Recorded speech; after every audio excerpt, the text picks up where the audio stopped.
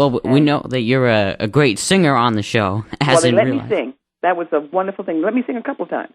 Halloween party way back, and I think the third or fourth season, and then in several Christmas parties, I think it was at least more than one. They let me sing, and it's a wonderful thing for me. And so they use that, part of my character.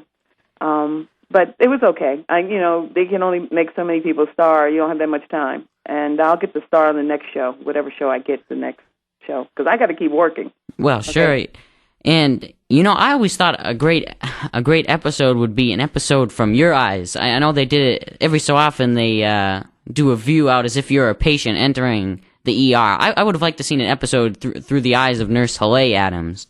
Well, it's too late now. I'm sure they've written up all the shows that's coming out. So, next show?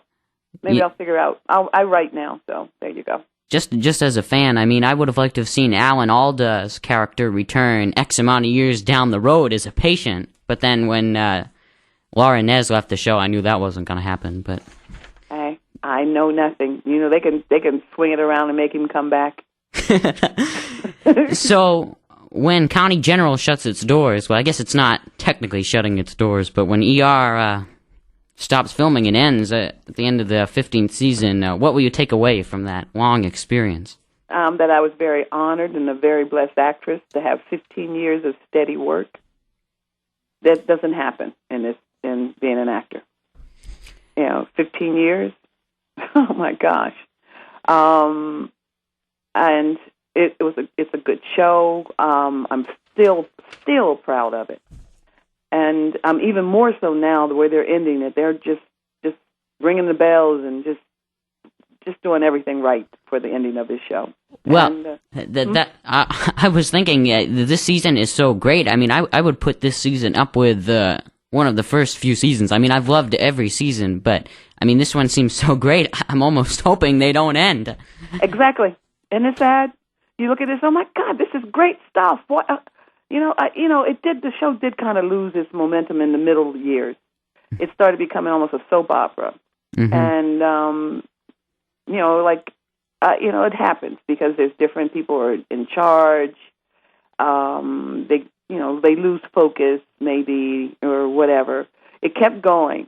But you see that there is still life in this old girl of ER. Well, it seemed like when Paul McCrane, those who don't know Dr. Rocket Romano on the show, left, it seemed like that was an end of an era there, He got squashed by a helicopter, and which was wrong. As far as I hated that. I thought that was almost too cliche. The guy gets his arm cut off, he goes to the roof unintentionally, then walks out. He catches someone smoking pot, and then he looks up and he gets squashed by a helicopter. Yeah. Now, was he supposed to be? That at all. Now, did he actually want to leave the season then? Was he planning on leaving? Now, I'm going to tell you. I can't tell you all the secrets ins and out on that. But put it this way, Paul does direct a lot of the ERs now. That's true. Yeah, he does. So I had heard that they didn't have too many more stories for him. So, that's the end of Rocket Romano. But a great character. He was fabulous. But your character and a couple of the other nurses who have been with the show for a long time, who play the nurses, really held ER together through those years in the middle. Yeah. Yep. They call us the fabric. The heart of ER. Yeah, we're the fabric. We're the ones that I don't know. You don't know anything about us, but we make ER look like it is. And, which is an honor. I keep looking for you in the episodes every week. I'm hoping next week will be the one when you return. I don't know. You know what? I just do them and I TiVo, and sometimes I don't even look at them for a while. Right now, I know that I am shooting now 3 or 4 back-to-back, and we're almost done. So I know I'm in the last 4, at least, of the show, and we haven't even hit the finale yet. So I don't even know what that is, but it's coming soon because I think we end in the middle of March.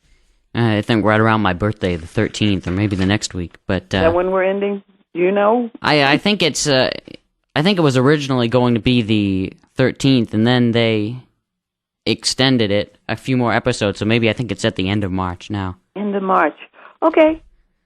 Yeah, I know, but I know it's March sometime.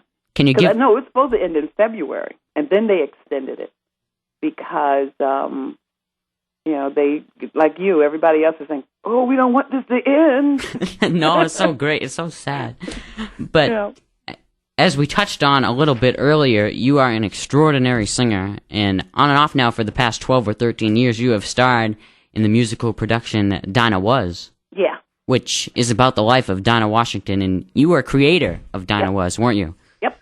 Yep. I came up with the idea when I was in New York doing Ain't Misbehavin', and I came out here, and I had tried to write it myself, but I wasn't, up for it as of, at that time. And I ran into a man, Oliver Goldstick, who was writing on Down the Shore. That's a TV series. Mm-hmm. And we talked, and, I did Down the Shore a couple of times. And so he asked to write it for me. And so we worked together, and I did all this serious research about Dinah, and I had every record she could possibly have. And back that time, that's how long it's been going. Now I have all the CDs. And, and then we worked on it. We workshopped it here in L.A., and then we went to Williamstown, Mass, which was fabulous to workshop it there. And then we opened in L.A. at a 99-seat theater, and we were packed every night. We had to extend, and then we got Jean Demanian, who produced for Woody Allen, and she does all kind of Broadway shows now. Yeah. Like we were her first theater piece that she produced, because she usually did movies. And she took us to New York, and we did Off-Broadway. And now you sing many of Dinah's greatest songs in the play, too. Yeah, I also have a one-woman Dinah show about Dinah. It's called Life and Love. And it's a one-woman show because, to do an equity show with, 5 other actors and a full band, it's kind of hard to get it going. But my one woman, I do it at festivals or, and I'm trying to set it up for a small theater here in L.A. now. So. And so 1999 saw the release of your first album, a tribute to Dinah Washington, recording the songs that you're singing in the show. And so, yeah, most of them. I added some new ones, too. What was it like recording your first album? Oh, too much fun. My husband is a piano player, Lanny Hartley. He's an arranger, and he's the piano player of ever. And and I met him through Dinah Was. I didn't know that. Yeah, I needed a musical director, and I saw him playing for someone else, and I made an appointment with him. And that Pinto I told you about, it blew up in front of his house. He had to get me home after we rehearsed and all. And anyway, it developed, and we're married now for 13 years. And you released a second album after that, too, didn't you? I haven't released it. I had a little problem with my record company and all, so I'm going to release it this fall. Oh, that'll be great. Fall, spring. We'll be looking forward to that. And and it's R&B jazzy.